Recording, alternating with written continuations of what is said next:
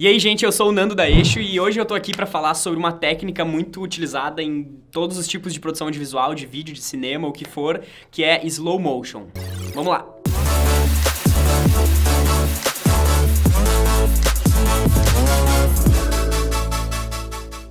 Antes de entender sobre slow motion, eu acho que é fundamental a gente compreender como é que funcionam os frame rates e principalmente a gente entender quais são os frame rates que existem na nossa câmera pra gente conseguir captar da melhor maneira possível.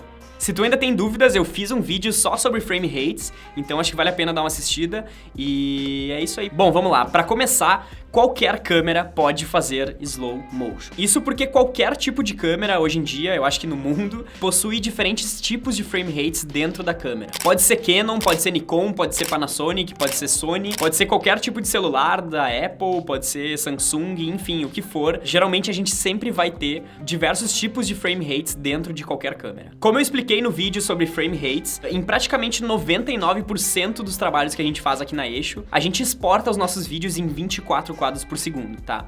Ou seja, a gente trabalha com sequências que são criadas em 24 quadros por segundo, tá bem? Então, slow motion nada mais é do que a gente pegar uma imagem que foi filmada em um frame rate mais alto, por exemplo, em 60 quadros por segundo, e a gente espichar essa imagem dentro da nossa timeline de 24 quadros por segundo, fazendo com que ela tenha mais tempo, né? Como é uma imagem que possui mais informação, ela possui mais quadros por segundo, quando a gente aplica esse slow dentro do Premiere, a gente consegue distribuir esses frames num tempo maior, deixando essa imagem mais lenta, ok?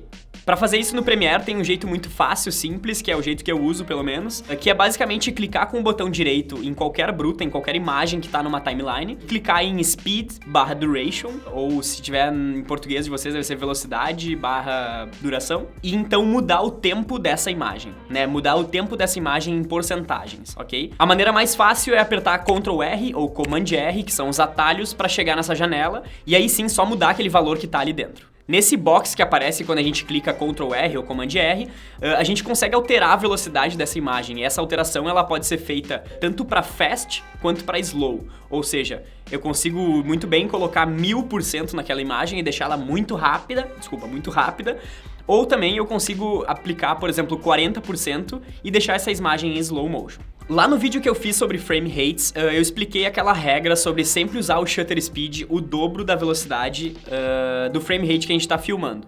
E pro slow isso não é diferente. O ideal é que a gente sempre utilize o shutter speed no mínimo o dobro do que a velocidade de frames que a gente está filmando por segundo. Ou seja, se eu vou usar um frame rate de 60 quadros por segundo, o ideal é usar um shutter speed de 1/125 segundos. Se eu vou filmar num frame rate de 120 quadros por segundo, o ideal é sempre usar um shutter de 1/250 segundos. E assim por diante. Além dessa regra básica sobre shutter speed, para fazer slow motion da melhor maneira possível, também existe outra regra, que é respeitar as porcentagens que a gente aplica de slow para determinados frame rates. Eu vou explicar melhor isso.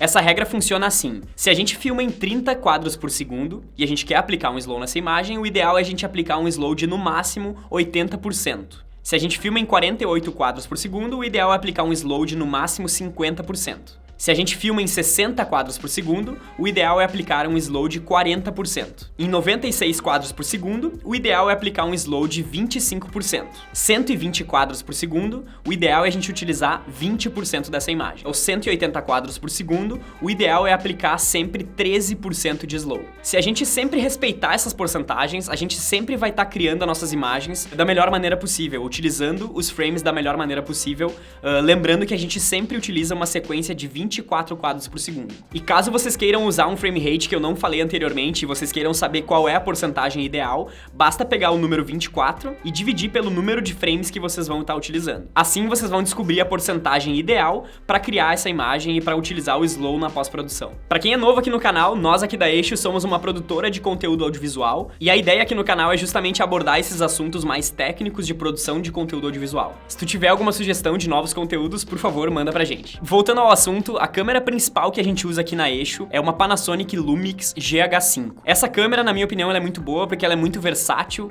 e quando eu falo versátil é porque ela tem várias opções de frame rates e várias opções de resoluções. A GH5 faz 24 quadros, 30 quadros e 60 quadros por segundo em resolução 4K. E uma coisa que é muito legal nessa câmera também é que, além dessas 3 opções de frame rates em 4K, quando a gente diminui a resolução para 1080p, ela também tem vários outros frame rates. A gente consegue variar de 24 quadros até 180 quadros por segundo.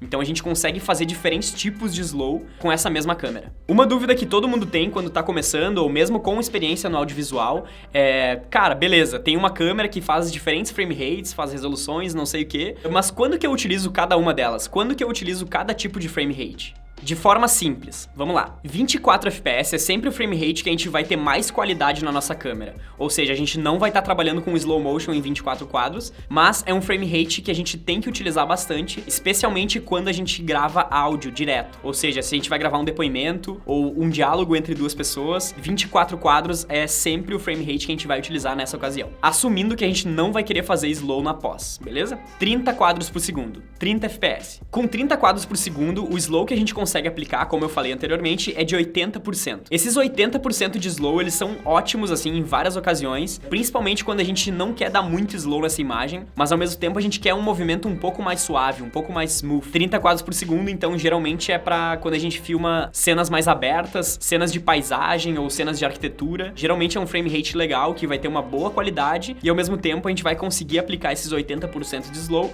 que vai trazer um pouco de naturalidade pra essa imagem. 60 quadros por segundo. 60 FPS. 60 FPS nos dá um slow de 40%. Esse é o slow que a gente tá mais acostumado a ver em cinema, em filmes, em seriados, em tudo que é tipo de vídeo, mesmo no YouTube ou onde for. 60 FPS geralmente é um frame rate que existe em várias câmeras, seja em 1080, seja em 720, seja às vezes em 4K, como é no caso da GH5, mas é um frame rate muito bom, que eu gosto muito de utilizar quando eu tô filmando pessoas caminhando, pessoas sorrindo, enfim, diversos tipos de movimento, de carro ou de caminhar. É um frame rate muito legal e muito versátil, que no caso da GH5 é ótimo porque filmar em 4K e ainda assim em 60 quadros por segundo nos dá muitas opções na pós-produção, na hora da montagem. 120 FPS ou 180 FPS. Frame rates bem altos como 120, 180 quadros por segundo, geralmente eu acabo usando quando eu quero uma imagem muito lenta, uma imagem muito cinematográfica. Eu sei que eu vou estar perdendo bastante qualidade porque eu vou estar filmando em 1080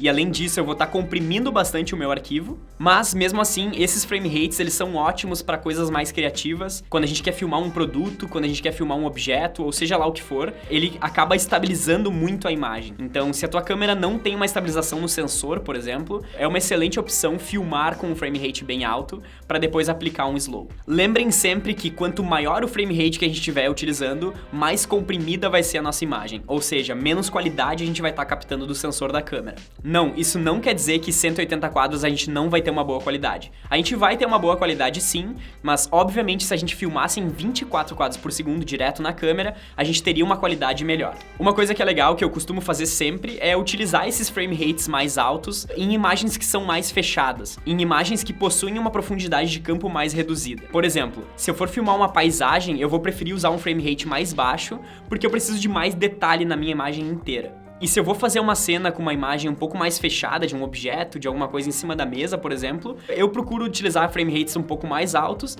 para ter essa opção de trabalhar o slow na pós. Bom, essas foram algumas dicas que eu separei sobre slow motion. Espero que vocês tenham gostado. Se vocês gostaram, curtam esse vídeo, compartilhem, se inscrevam no canal. E se vocês não gostaram desse vídeo, por favor, deixem um comentário com alguma sugestão para que a gente consiga melhorar cada vez mais. Beleza? Valeu!